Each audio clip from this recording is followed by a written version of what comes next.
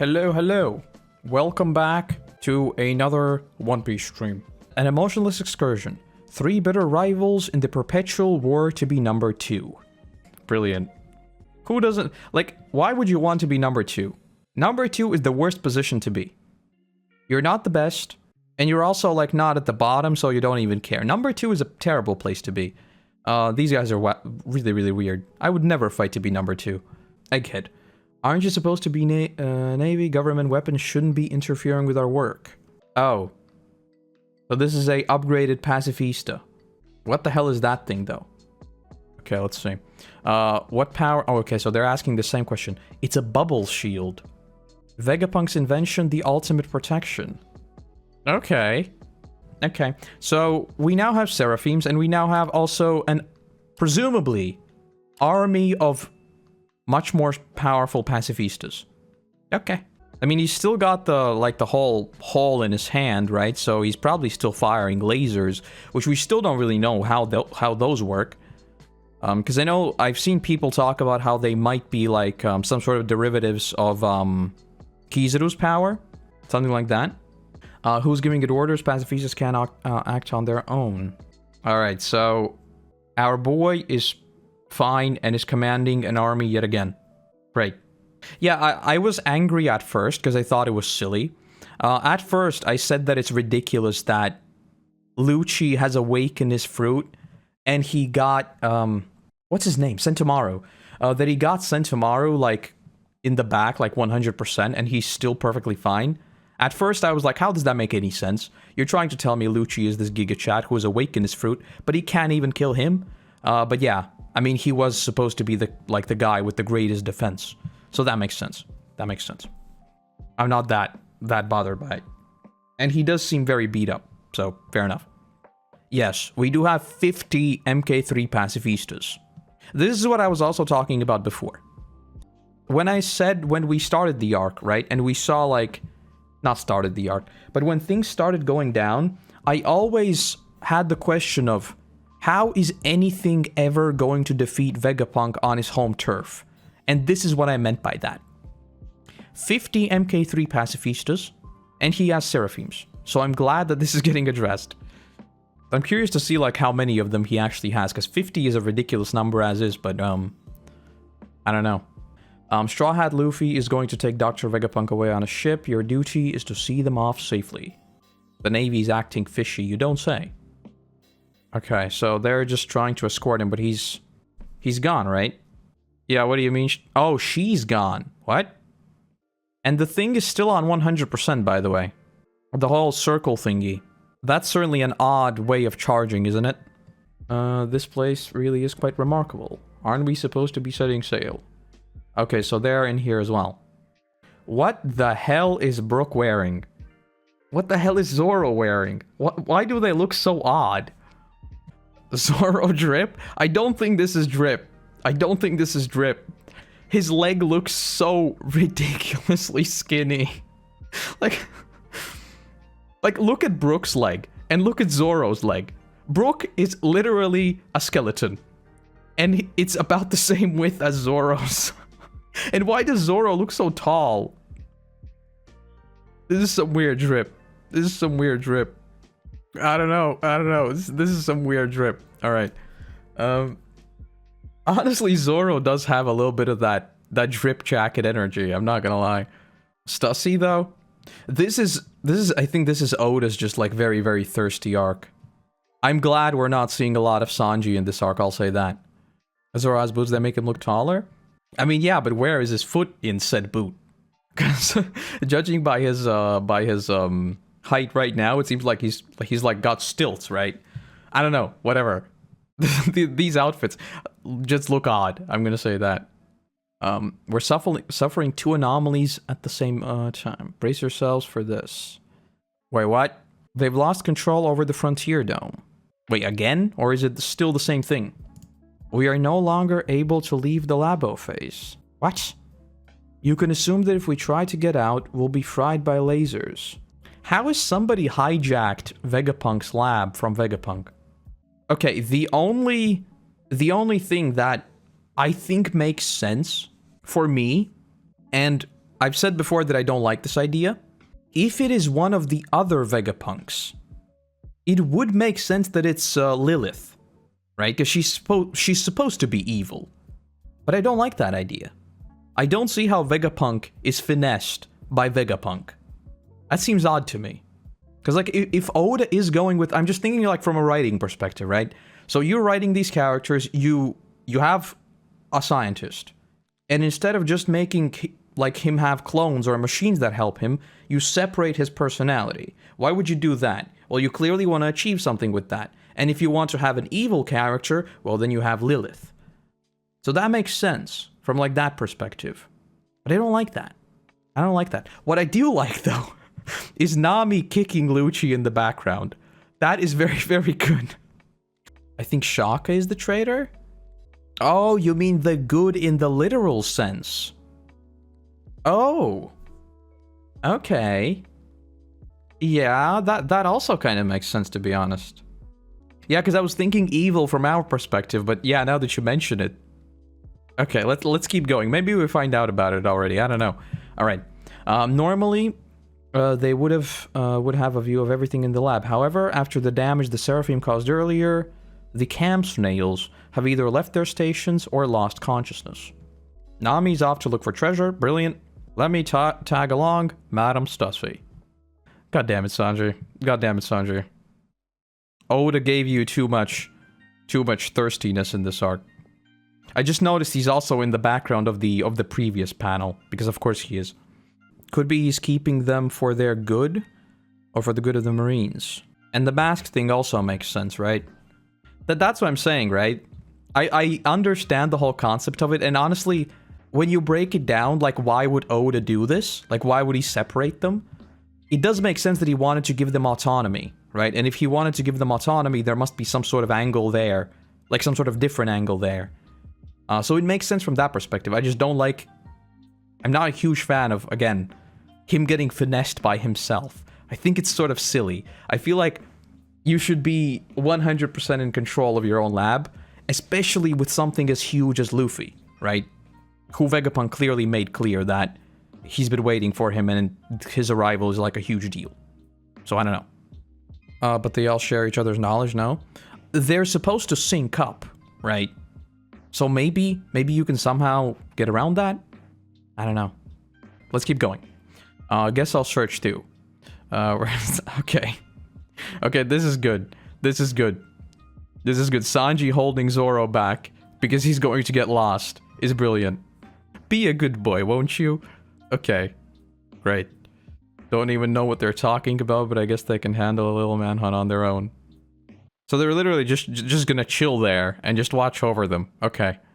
Haven't thought about Water 7 in ages. I hope Ice Guy's doing well. Luffy remembers. Luffy remembers. Great. I'm wondering, like, if they're actually unconscious. That's what I'm thinking about. The Paw Room Lab. Don't touch it, Bonnie. Shut up, get out of here. What? Is she in a memory? I found him... What is going on here? Don't send me back to that horrible place. Crying isn't going to solve anything, you enormous brat. Jesus. This is dark. Well then. Did she, like, enter the paths or something? How is she in the memory? That's what I'm wondering. Kuma? This is brutal. What's the full Kuma lore? I don't even remember. Because clearly he's like... Are these supposed to be, like, people we know? I don't think so.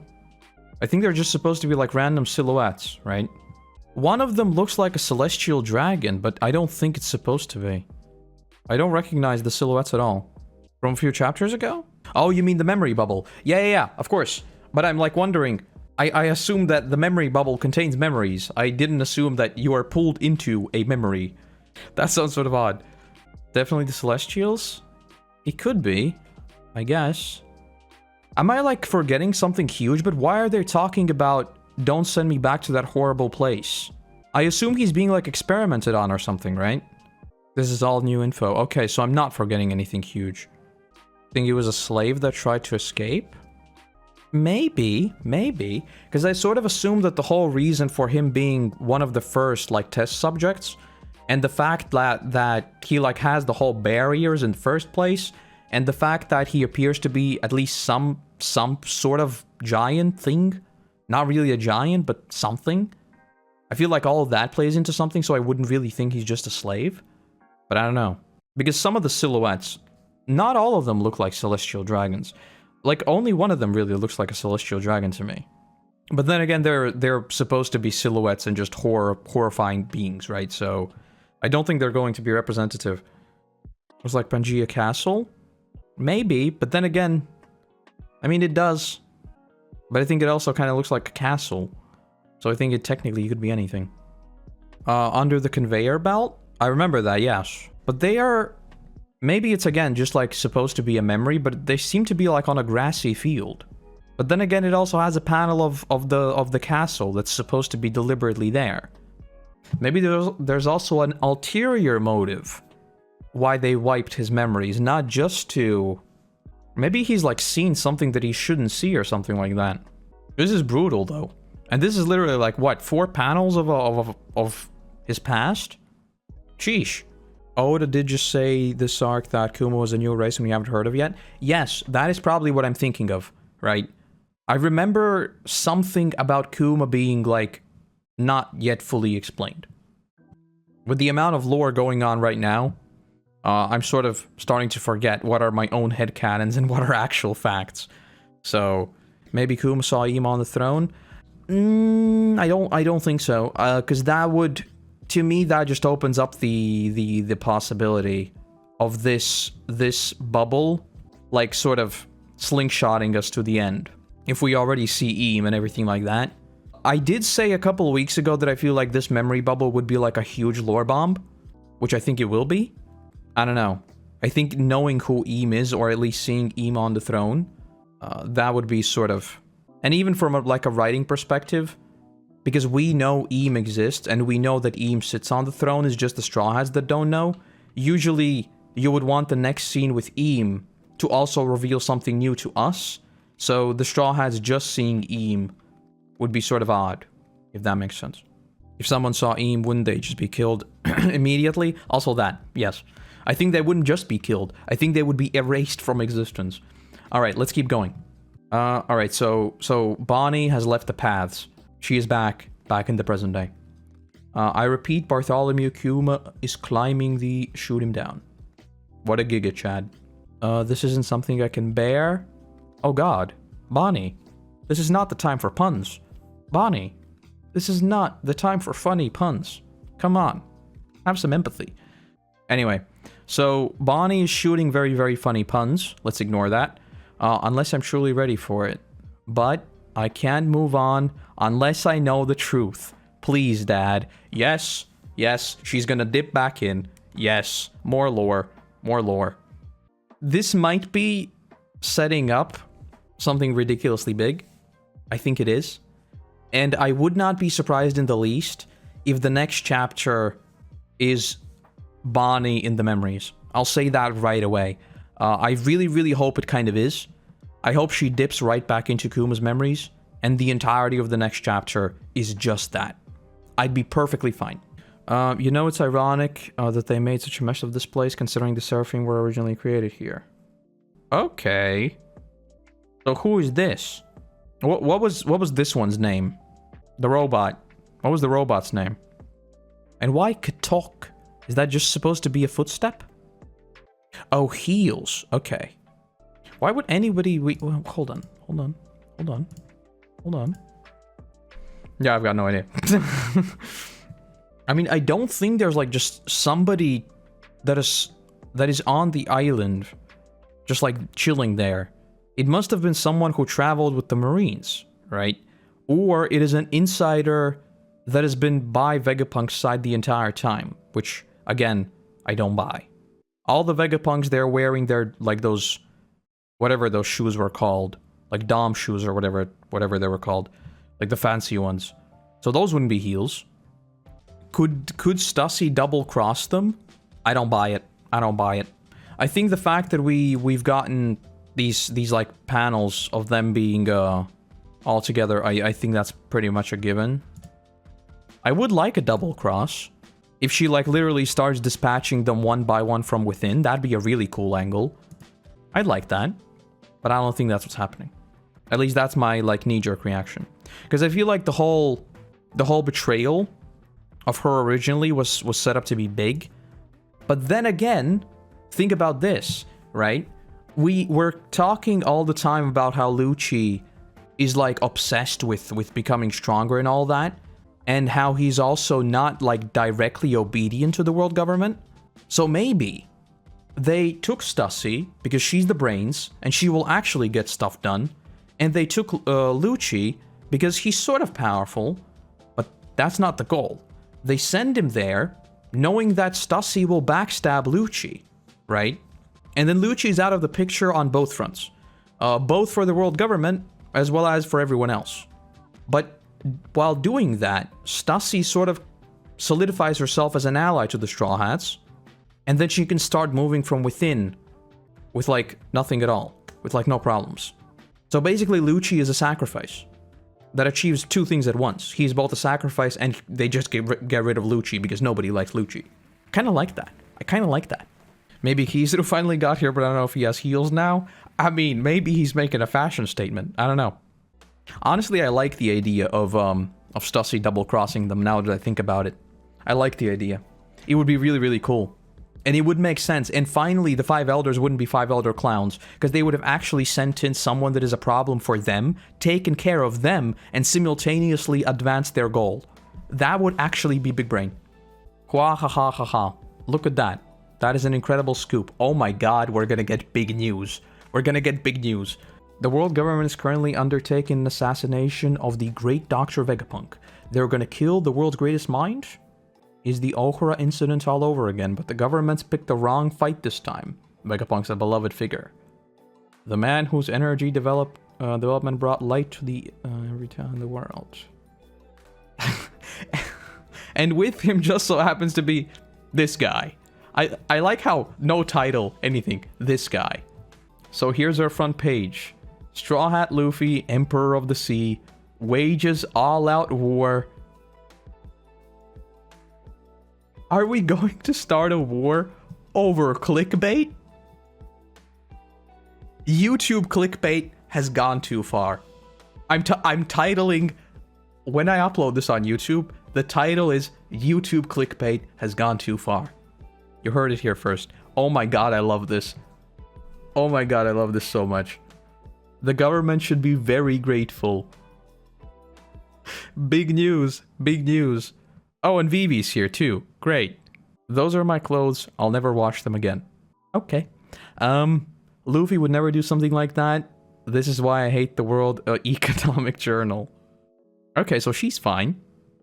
Keep your voice down. What if there's a wiretapping transponder snail and the government learns we're here? Their goons will whack us next. Okay. This is the newsroom of the world, and I'm the mover and the shaker. It's not about fact or fiction, it's about what sells. News is the biggest entertainment of all, baby. Oda, what are you cooking? Okay, so, first of all, very good commentary. I'll say that. I'll say that. And to be fair, they already tried going after Morgan once, right? Like, in Wano Act 2, when we had that Elsewhere in the World segment, they tried assassinating Morgan, and he beat them up. If we actually start a war over clickbait, I think I might actually pop a blood vessel. That would be the greatest thing ever. Like, imagine Luffy's allies. Imagine the Straw Hat Fleet. Next chapter begins with the Straw Hat Fleet getting a newspaper, seeing Straw Hat Luffy has waged war, and that's why they come to Egghead, and that's why we start a war. Oh my god, it would be brilliant. Imagine if that actually happens. The reason why the Straw Hat Fleet moves is because of a clickbait title. That has to go down as the greatest plot device in all of One Piece. Please, please tell me that's what's gonna happen. Morgan's clickbait about to end the series. Oh my god, it would be glorious. It would be so good. It'd be so good. All right, let me catch up on everything. I love this so much. I love big news. Give me big news. I do think Morgan is one of those characters that Oda clearly, like, retconned in. Because I feel like, with how interesting his character is, he should have appeared before. Because I think the first time he ever appears is basically... is Wano, basically, right? So it's one of those things that I think Oda tied in when he was sort of really, really expanding the world. But man, is it a good explanation for the new system? I love that so much. It's so good. The real king of the world is Big News Morgan. He has more power to sway the world than actual 5 elders. I mean, you say that, I assume as half joke, right? But in reality, that's basically what it is, yes. Yes.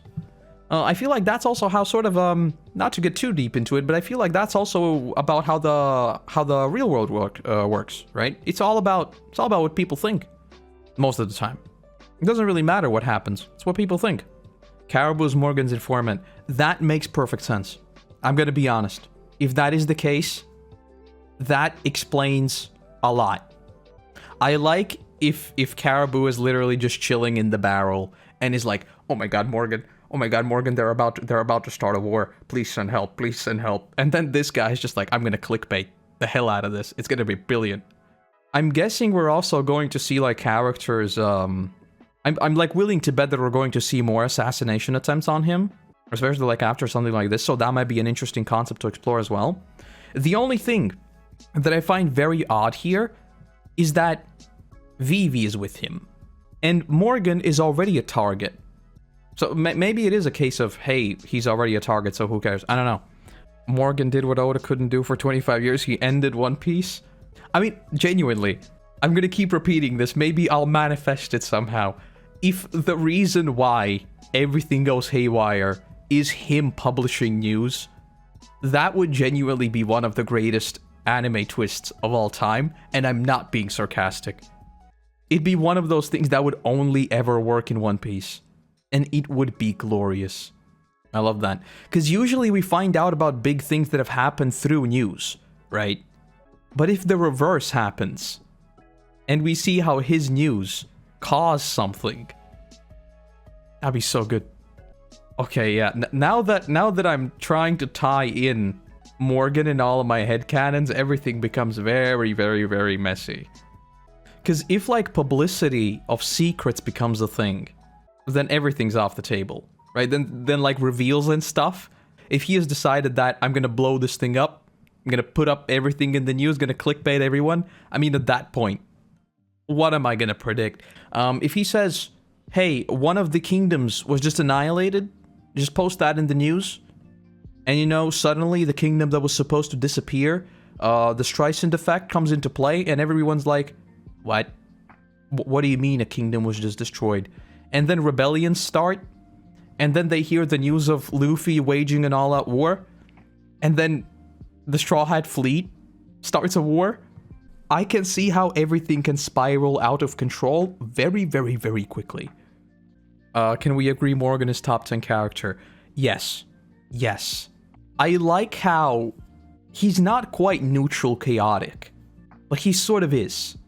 He's one of those characters, and I love this archetype, right? Is the exact reason why I love someone like Ryuk.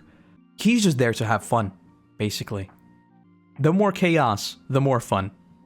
That's the vibe I get off of him. You know how I said before that I think the next chapter might be Bonnie's memories? Yeah, I mean, with this, once again, I'm like, well, Oda, I'm just gonna be here. Like, you put out whatever you put out. I have literally no idea what's going on anymore. Egghead is ridiculous. Like, when something like this happened in Wano, during, like, the intermission stage, you were, like, already like, oh my god, like, there's so many things going on all at once, and now we're suddenly leaving Wano, and we're getting entirely new things. With Egghead, all of that is, like, condensed into 20 chapters. This is more ridiculous than Post-Ennie's Lobby, I think. Let me give a chapter rating, and then I'm gonna go and think about this for an unhealthy amount of time properly. I'm gonna give this one, I'm just gonna randomly generate a number, 9.67 out of 10. Big news. Give me more news. I like big news. That's it. Ship it. Brilliant. Again, thank you for joining me today. Have a wonderful start of your week. If you are in the US, I'm guessing you're watching that thing called the Super Bowl. I don't know why people like Super Bowls, but apparently they do. But yes. Have a great one, and then I'll see you whenever I see you. Bye-bye.